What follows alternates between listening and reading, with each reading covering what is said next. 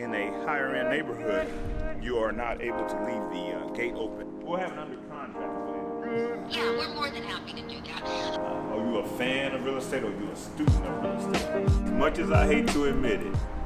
Do business with the best in the industry. Do business with the Davis Realty. In a higher end neighborhood, you are not able to leave the gate open. So it's an exquisite townhome community where actually it's single family residences, but since it's a boutique townhome community closer to the inner loop, you'll find that a lot of the communities don't like to keep the gate open during the showings just for the privacy and security of that community. As you see, it's only about 12 units in here, so 12 individual residences, so and higher upper end clientele, so you definitely want to make sure you protect the privacy and security of the existing residents, but at the same time you do need to sell the property, so you do need to show the property for what we call open houses and broker opens. So you got to kind of hang out on the front porch and monitor the gate, where if somebody decides to pull up to the gate, you're able to give them access without compromising the security of the neighbors that currently live at the residence. The thing about open house signs, you have to be unique in your approach. You've seen one open house, you've seen them all. Anytime you become a copycat, you lose an audience. So you want to make sure you do something with your sign to say that you are different, your properties are different, and you are a results-driven based agent. What you'll see about this one, see we have somebody at the gate already. So, that's actually one of the neighbors. So what you'll see about this sign, it starts off with our logo. My lovely wife designed this beautiful logo. It says a lot. It says Don Davis Luxury Realty Group, but it really says Don Davis Loves Real Estate. Also, we have our professional logo there as well. And of course, we're brokered by EXP, one of the fastest growing real estate brokerages in the United States. We went from 15,000 realtors to 30,000 realtors in the last calendar year. We also have to put our designations. These three logos right here is where we separate ourselves from the competition. This one is accredited luxury home specialist. You have to sell at least 4 houses a year, over 500,000 to get the designation to be accredited luxury home specialist. You also have the certified residential specialist. This is where you have done at least, I want to say $5 million a year for at least 10 years to become a certified residential specialist. Then you also have the certified luxury home marketing specialist through the Institute of Luxury Home Marketing that also requires 4 houses a year above 600,000. So there's a great difference when you're dealing with a luxury agent. We know a little bit about some things that other people don't. Hey, how you doing? You coming to the open house? He asked, have we sold this property? Technically, we have sold it twice. However, what will happen during the negotiation, we get real close. For instance, the last time we had an offer, the guy wanted us to wait till February for his lease to be up before he moved in. We cannot afford to take the property off the market for 3 months to wait on your lease to come up. So we told that agent to tell his client, hey, offer him an early buyout with his lease, and we got a win-win. So he went back and forth and kind of disappeared on us. Then we had somebody else, oil and gas, coming from Canada, looking at it. So we've had some activity. I think the biggest thing is my seller initially wanted a little over 700, and now the market is just not there anymore. So now that we're a little under 600, we got better chances of getting it done. Guys, good luck. Oh yes, sir. Thank you very much. We won't be long. We'll have it sold before the end of the year. We'll have it under contract before the end of the year. Frank Lou, one of the largest real estate developers in Houston. He started off at Hart's Chicken. His family-owned chicken franchise is called Hart's Chicken for years, and then he went to Rice University, got into land development, started buying Laurel lots from the city of Houston, where he could buy the lots for $1 and clean them up and put real estate on them, and became a multi-millionaire from selling chicken. So we all start somewhere, right? Now I hear that he's trying to diversify from the real estate development business into the energy drink business, because we're a caffeinated society. Wow. Yeah, so I mean, it's some good history behind these custom homes, but I really like the fact that they're solid. If you look at the finishes on the inside, they're going to give you a quality product. Typically nowadays, $220 a foot is what you pay for something like this, or more. But you just can't beat this with the cookie cutter builders. Cookie cutter builders won't give you this quality and the location. You know, we're so close to 610 and not 10. Oh, yeah. You can't believe how quick you can get to the Galleria. You can get to the Heights. You can get to NRG. You can get to Discovery Green. Oh, Discovery Green, yeah. Discovery Greens. And so it's all about location. And the closer you are, the higher the land value, because now you don't have to spend a lot on fuel. And so if you're an energy efficient guy, smart car guy, and you like the fact that you're helping the ozone layer and things like that, the green economy, then this is a great property for you. And there's stucco on the outside too, composition, shingle roof. You notice they're single family detached. They're not townhouses because I keep saying townhouses, but they're not townhouses. The townhouses are connected, usually not connected. So they're single family detached, but they're garden homes. That's what they are. They're garden homes where you have the HOA to maintain the streets. As you see that brick road, follow the yellow brick road. Yep, we're looking for a buyer with a heart. Well, that's what they say on Wizard Island. We need a buyer with a heart for the location. But that's another thing, that schools are off the charts. Memorial High School, then you have some of the top private schools. You got the Woods, you have another all-girls school around the corner. Just a great property. A great property. And you notice he said he's been here 5 years. The previous guy was here 5 years. People move here, they stay here. They don't move every 1 or 2 years. They stay 5 years until they relocate with their job. Like he said, the other guy relocated to Colorado. The other person relocated to Canada. But once you come to Bobbitt Heights Lane, you end up staying here a while. You ready? So that was my client negotiating on another home. He's a military veteran, works for Sewell Cadillac, looking to purchase his first home. And going back and forth in the negotiation, the seller is trying to break even on their home. However, that's really not my buyer's problem. The property is not showing to be worth what the seller is asking. So sometimes the seller has to bring money to closing to break even. So we're not going to take the hit for them. So part of our process is negotiating on the buying end, because people think you make money when you sell a house. You actually make money when you buy a house. If you buy it with enough equity, then you're in a comfortable place where you can sell it at any time. Especially being that's a veteran, fought for the country, fought for the American dream. There's no reason you should overpay for a home. And don't get me wrong, the VA appraiser was not going to allow him to pay too much for the home either. But we just wanted to go ahead and save some time, because we can get out the contract, get all the way 2 weeks before closing, and they said, you know what, the home did not appraise for the offer amount, so now you have to adjust the price. So sometimes it's better to nip stuff in the bud and let the seller know, hey, this is what we're going to offer, take it or leave it, or we'll find another home. So it looks like we're going to be shopping for a new home in the Fulshire area this afternoon. Courtney, my name is Don Davis with EXP. How you doing this morning? Good, how are you? I'm good. I just called. I'm sorry to bother you, but I have a client interested on that Chestney Trail property.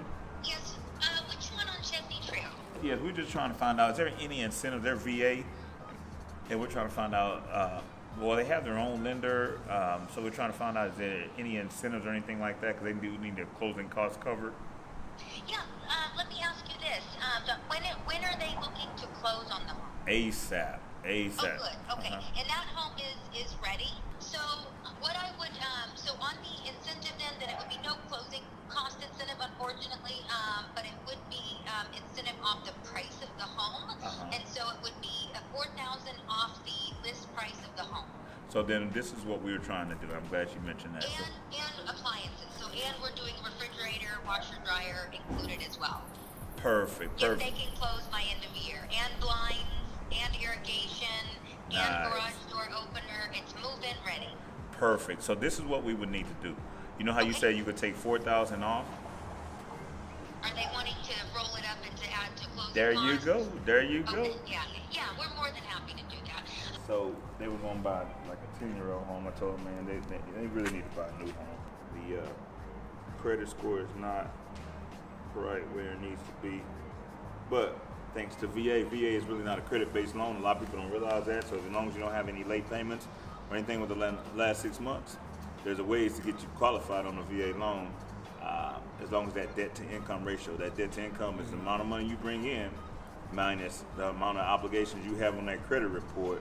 Your after expenses income affects your front end and back end ratios to allow the VA to be able to tell if you can afford a home or not. But another caveat is the VA wants to know that you are paying for a daycare if you have a child underage, I think it's like 12. So, no, it can't be 12 years old, but I think before school, any kid below school age, the VA automatically deducts child care from your income, which can affect your debt to income ratio. So that's the only thing we're up against now. You don't know till you try. That's the main thing. You got to have an agent that works high end, but at the same time, willing to reach back and help those who aren't just slam dunks. So you got to be able to help people on both sides of the spectrum, because you'd be surprised how we had a buyer last year going through NACA, a program for low moderate income families. He made some business decisions. His business boomed. Now he's a millionaire in less than 12 months, and now he really doesn't need NACA. Now he's going to go ahead and use a mortgage because he knows let the bank be the bank, diversify. But this guy went from applying for a low to moderate income loan to now starting a music career that took off quicker than you could expect, and actually being able to do a lot more than buy one house. Multi-millionaire. Not wiggling on your price. A lot of times we say, well, no, the property's listed at $700, I want $695. Well, guess what? You turn down that offer, you hold that property 4 more months, and you're selling the property for $685 now, because the property taxes and holding costs that you end up having to incur have now ate into your bottom line. So a lot of times, man, you'd be surprised. Real estate can be smoke and mirrors, and I tell everybody, you can't be a fan of real estate. You got to be a student of it. A student of real estate understands that there's details that go on into every transaction that could definitely be life-changing and affect the economic negotiation of the property. So I thought about that yesterday. We have fans that say, hey, we come from football, man. Fans just say their team is going to win. You ask them, why is their team going to win? They just say, because it's my team. They're not a student of the business. So by being a student of the business, you have to understand that there has to be supporting information to document how you're going to win the negotiation process. But if you just are a fan and say, hey, everything I buy is profitable, everything I show is profitable, eventually you're going to have a come to Jesus moment where you're going to realize that you have to write the vision and make it plain. That way you can win the game. So it's just knowing it. Are you a fan of real estate, or are you a student of real estate? I love what the medical doctors say, are you practicing real estate? If you're not practicing, you won't get perfect, you won't get better. You have to practice real estate to be able to win in the negotiation of buying and selling property. So you definitely want to work with a real estate practitioner who understands the level of activity that it takes to maintain and succeed in this business. A lot of times we want to make it HGTV. We want to make everything look easy. We want to show Jesus on the cross, but you don't want to show him walking to the cross. You know what I mean? I tell everybody, Jerry Rice was one of the best receivers because he envisioned things after the catch. So even though he might endure some persecution going across the middle, he can visualize himself beyond the persecution. So same thing in this business. It's a 100% commission business. If you don't sell nothing, you don't eat, but you have to visualize yourself beyond the slow bump, beyond the persecution, beyond the negativity that goes on with other agents, bad mouthing other agents and things like that. You have to see yourself beyond the persecution to really win in this career field. The difference between these and those is now the labor costs, material costs, import-export, those are smaller and cost more. So that's why the value of this, you get a larger footprint, you get a larger town, a larger single family development with great cost. So tell everybody that you'd be surprised how things are being watered down to make a larger profit.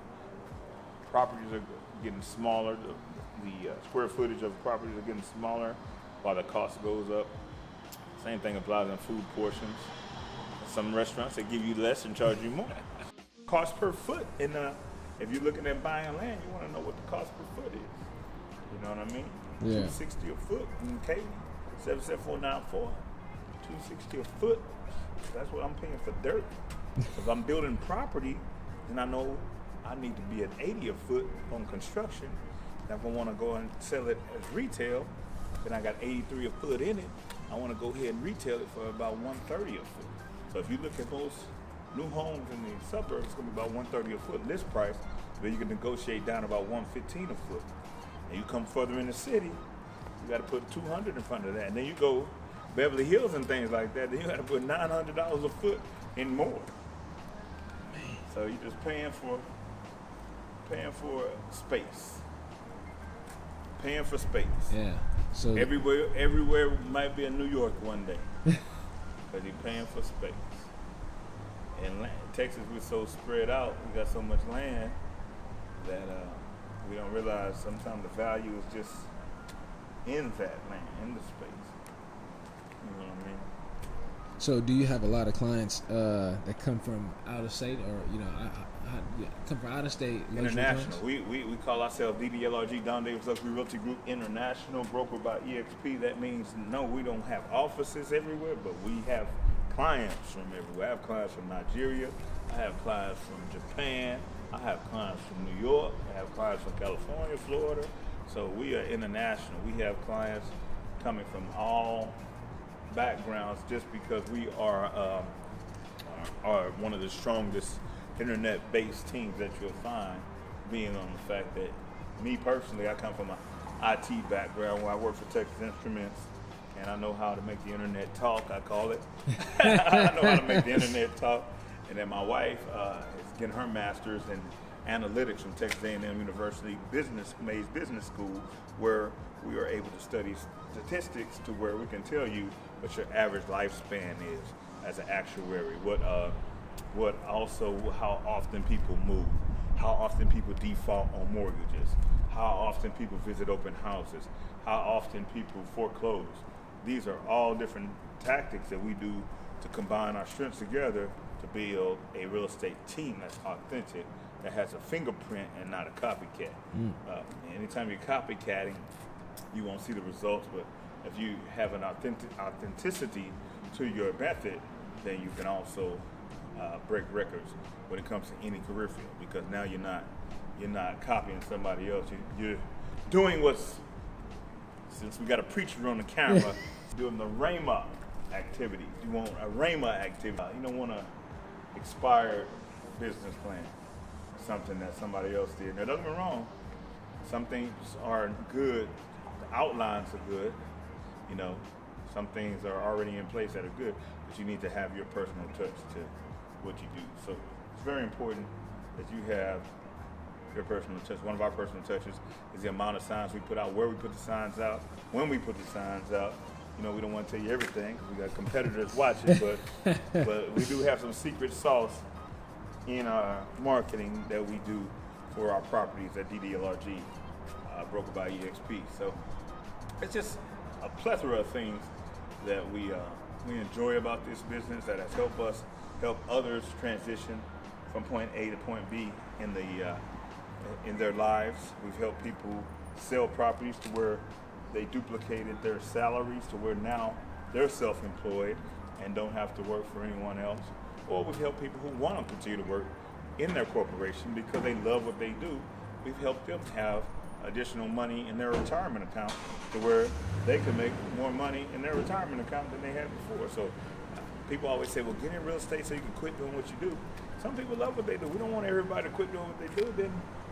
Then what would we, how would we be as a society if everybody did real estate? So do what you love, you do what you love, stick with what you love, and we'll make it work, whether you're with us on our team or where we're working on your team to help you make money off your primary resident investment property, which is the most profitable property you can ever have.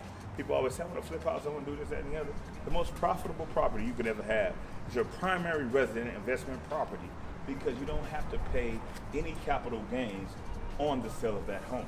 As long as you occupy it 2 out of the last 5 years, as it appreciates while the mortgage goes down and you establish equity, you don't have to make payments to the IRS on that property. As much as I hate to admit it, we have 2 things that can hinder an open house: the weather and the Dallas Cowboys. For some reason, when the Dallas Cowboys are playing, it will affect your open house. Do not schedule an open house during a Dallas Cowboys game. You can schedule one in the Texans game, but I'm telling you, you schedule an open house in the Dallas Cowboys game, you're going to be at the open house by yourself.